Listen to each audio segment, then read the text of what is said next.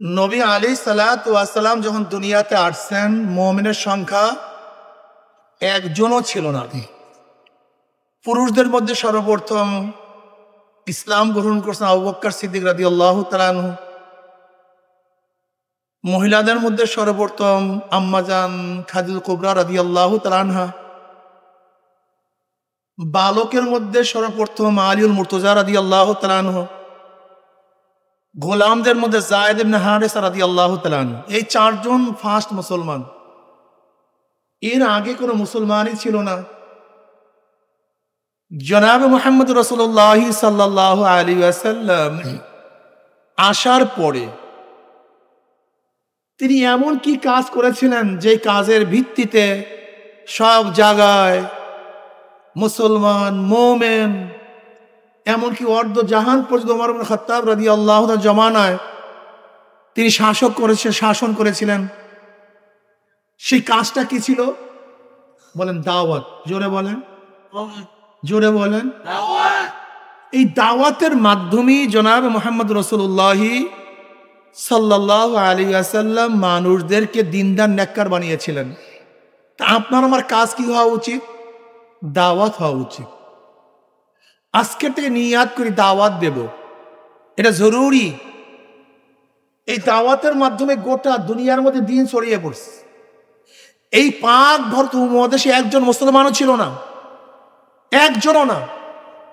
এই পাক ভারত উপমহাদেশে মাইনুদ্দিন চিশতি রাহমাতুল্লাহ আলাইহি প্রথম কালেমার দাওয়াত নিয়ে এসেছেন। শুধু তার একার মাধ্যমে প্রায় 1 কোটি গায়রে মুসলিম ইসলাম ধর্ম গ্রহণ করেছেন। আপনি কি জানেন এই জনপথে হাজারো আল্লাহওয়ালারা, হাজারো পীর বুজুর্গরা দাওয়াত দিয়ে মানুষকে দিনদার নেককার বানিয়েছেন। আজকে প্রত্যেক জায়গায় দেখবেন তাদের কবর। শাহজালাল ইয়ামানি রহমতুল্লাহ আলাইহি, শাহ বারান রহমতুল্লাহ আলাইহি, শাহ মাখদুম রহমতুল্লাহ আলাইহি, এরা কারা? এরা সবাই দায়ী। আর মনে রাখতে হবে, জনাব মুহাম্মদ রাসূলুল্লাহ সাল্লাল্লাহু আলাইহি ওয়াসাল্লামের সাথে যেই দায়ীর যত বেশি মিল থাকবে তার দাওয়াতে তত বেশি ফায়দা হবে। দিনকে আপনারা আধুনিক বানায় ফেলাইছেন।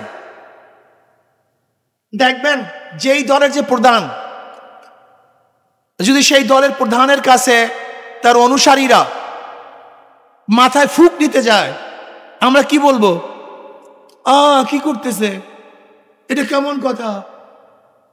অথচ নবী আলাইহিস সালাত ও সাহাবারা নবী আলাইহিস সালাত ওয়াস সালামের কাছে মাথায় ফুক নেওয়ার জন্য গেছেন কি যান নাই? তার মানে আজকে যদি কেউ কারোর মাথায় আমার মাথায় ফুক দেয়, মাথা মাসায় করে, কি বলবে? এটা আধুনিক না, বরং এইটাই সুন্নাত। এটা আধুনিক না, কিন্তু এটা সুন্নাত। কিন্তু এটা আমরা ভুলে গেছি। নবী আলাইহিস সালাতু ওয়াস সালামের কাছে তার সাহাবারা কিভাবে বসতেন? আদব সহকারে বসতেন। দেখবেন মাশায়েখের সামনে এখন তার অনুসারীরা আদব সহকারে বসেন। মাশায়েখদের সামনে নবী আলাইহিস সালাম সাহাবারা যেরকম মাথা নিচু করে বসতেন, উচ্চ আওয়াজে কথা বলতেন না, এখনো দেখবেন হক্কানি পীর বুজুর্গর কাছে এইভাবেই তারা বসেন। নবী আলাইহিস সালাতু ওয়াস সালামের কাছে তার অনুসারীরা দোয়া নিতেন। এখনো দেখা যায় যারা মাশায়েখ হক্কানি আল্লাহওয়ালা তাদের কাছেও তার মুরব্বীদের কাছে দোয়া নেন। ফামাসা রাসাহু ফাদাআলাহু, নবী আলাইহিস সালাতু ওয়াস সালাম মাথার মধ্যে স্পর্শ করতেন, দোয়া করতেন। কিন্তু এগুলি আমাদের মধ্যে নাই। এগুলি কি মনে করি যে আধুনিকতার খেলাফ। নবী আলাইহিস সালাতু ওয়াস সালামের দরবারে এমন কিছু লোক ছিল যাদের মাথা ছিল এলোমেলো, যাদের পোশাকগুলি ছিল জীর্ণ শীর্ণ, যাদের চেহারার মধ্যে রং ছিল না, ঢং ছিল না। এমনকি নবী আলাইহিস সালাতু ওয়াস খাস লোকগুলি এমন ছিল, বড় লোকের দরজার কাছে গেলে বড় লোকের দরজা খুলতো না। ভদ্র পরিবারে যদি বিবাহের জন্য প্রস্তাব দেওয়া হতো, তাহলে ভদ্র পরিবারের লোকগুলি তাদের কাছে তাদের মেয়ে বিবাহ দিত না। এরকম জীর্ণ শীর্ণ লোক ছিল নবী আলাইহিস সালাতু ওয়াস দরবারে। কিন্তু এখন যদি কোনো জীর্ণ শীর্ণ লোক, যাদের চুল এলোমেলো, পরিপাটি না, জামা কাপড় সেরকম স্বচ্ছ না, সুন্দর না, আমরা তাকে দূরে ঠেলে দেই, কিন্তু জনাব মুহাম্মদ রাসূলুল্লাহ সাল্লাল্লাহু আলাইহি ওয়াসাল্লামের কাছে এই লোকগুলো সবচেয়ে দামি ছিল। যেই মাজলিসের মধ্যে, যে জামাতের মধ্যে এরকম কিছু লোক থাকবে না, তাহলে কি মনে করতে হবে? নবী আলাইহিস সালাতু ওয়াস সালামের পুরো সাহাবার জামাতের সাথে তাদের পূর্ণাঙ্গ মিল নেই। নবী আলাইহিস সালাতু ওয়াস সাহাবাদের মধ্যে এরকম কিছু লোক ছিল যারা ভয়ে, তাদের অবস্থা কি ছিল? বুখারীর মধ্যে রওয়ায়াত আসছে, নবী আলাইহিস সালাতু ওয়াস সালাম বয়ান করতে দাঁড়াইলেন, খুতবা দিতে দাঁড়াইলেন, তিনি কবরের বয়ান শুরু করলেন। দাজ্জাল মুসলিমুনা দাজ্জাতান, মুসলমানদের মধ্যে হায়বা শুরু হয়ে গেছে। বুখারীর রওয়ায়াত, কান্নাকাটি শুরু হয়ে গেছে।